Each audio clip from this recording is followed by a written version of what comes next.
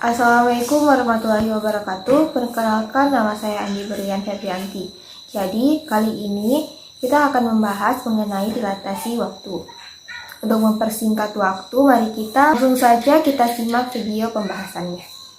Dilatasi adalah pemuaian serta penambahan besar atau pengembangan, sehingga dilatasi waktu dapat didefinisikan sebagai selang waktu yang diukur oleh pengamat yang bergerak terhadap kejadian lebih besar dibandingkan dengan waktu yang oleh pengamat pada posisi diam. Dilatasi waktu ini sebenarnya salah satu cabang pembelajaran fisika yang menjadi konsekuensi dari relativitas khusus.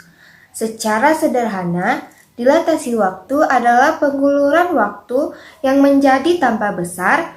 Kalau menurut kamus Merriam-Webster, pengertiannya dari dilatasi ini yaitu perlambatan waktu. Jadi, secara sederhana, ada dua pengamat yang bergerak secara bersamaan, tetapi waktu yang berjalan di antara kedua pengamat itu berbeda. Dilatasi waktu adalah konsekuensi dari teori relativitas khusus, di mana dua pengamat yang relatif terhadap satu sama lain akan mengamati bahwa jam pengamat lain bergerak lebih lambat dari jamnya. Peristiwa ini bukanlah akibat dari kesalahan jam atau faktor teknis lainnya, tetapi merupakan sifat dasar dari pembekokan ruang dan waktu yang dijelaskan dalam teori relativitas. Kebingungan yang sering muncul dalam pembelajaran efek ini adalah efek ini berlaku dua arah. Jadi, pengamat A mengamati bahwa jam pengamat B berdetak lebih lambat karena efek ini, maka pengamat B juga akan mengamati bahwa jam pengamat A berdetak lebih lambat. Hal ini sangat berlawanan dengan intuisi. Jika A mengamati jam B berdetak lebih lambat, maka B akan mengamati jam A berdetak lebih cepat. Salah satu contoh nyata adanya dilatasi waktu yang dirasakan oleh para astronot di dalam satelit ISS karena satelit ISS mengorbit bumi pada kecepatan sekitar 27.580 km per jam dibandingkan dengan rotasi bumi yang berkisar sekitar 1.675 km per jam.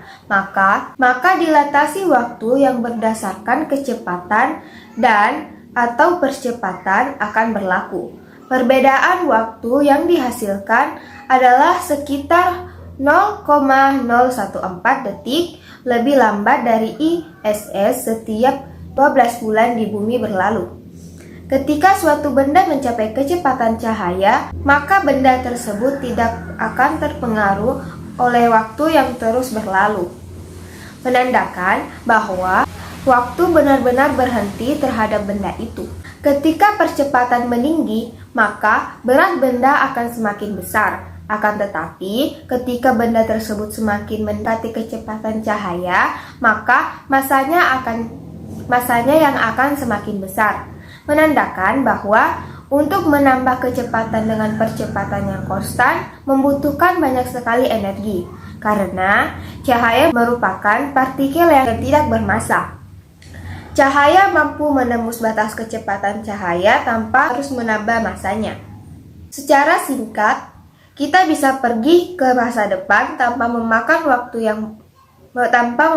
waktu banyak terhadap kita. Akan tetapi, kita tidak bisa pergi ke masa lalu dikarenakan tidak ada satupun benda di alam semesta yang bisa melampaui kecepatan cahaya sejauh ini. Kita ketahui bahwa dilatasi waktu terlahir dari adanya konsep relativitas khusus Einstein. Menurut teori relativitas khusus, tidak ada yang dinamakan waktu universal, tetapi waktu bersifat relatif bergantung pada kecepatan observer. Observer yang berada dalam keadaan bergerak akan mengukur waktu untuk suatu kejadian lebih lama daripada observer yang diam. Peristiwa ini dinamakan dengan dilatasi waktu. Salah satu efek relativitas khusus yang paling terkenal adalah saat manusia bergerak mendekati kecepatan cahaya, maka waktu melambat. Pada skenario ini, seseorang yang bergerak dengan kecepatan mendekati cahaya akan memperlambat penuaan. Efek ini disebut dilatasi waktu. Dalam kejadian nyata, kasus dilatasi waktu pernah terjadi, yaitu saudara kembar yang memiliki usia rentang waktu yang jauh berbeda akibat salah satu dari mereka melakukan perjalanan ke luar angkasa selama kurun waktu beberapa tahun.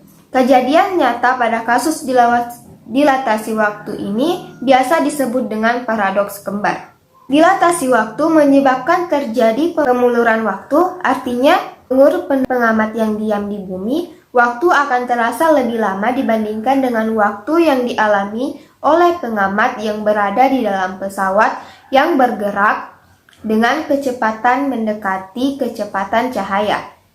Apa sih bisa terjadi dilatasi waktu?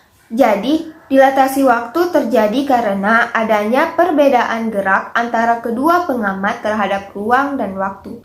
Dilatasi waktu dituliskan dalam persamaan sebagai berikut, yaitu delta T aksen sama dengan delta T bagi akar 1 dikurang F dikurang V kuadrat bagi C kuadrat, dengan keterangan delta T aksen adalah selang waktu yang bergerak terhadap pengamat.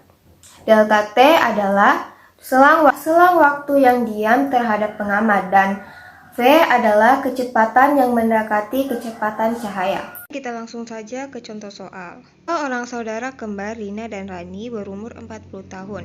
Rina melakukan perjalanan ke suatu bintang dengan kecepatan 0,8 kolom. Ketika Rina kembali ke bumi, Rani sedang merayakan ulang tahun yang ke-70 tahun. Berapakah umur mereka menurut Rina? Dijawab, diketahui T1 sama dengan 40 tahun, V sama dengan 0,8 kolom, T2 sama dengan 70 tahun. Ditanyakannya yaitu delta T. Penyelesaian, kita kasih masuk rumusnya, yaitu delta T sama dengan T2 dikurang T1.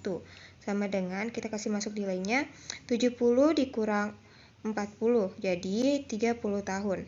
Kita kasih masuk rumusnya, delta T aksen sama dengan delta T bagi akar 1 dikurang V kuadrat dibagi C kuadrat.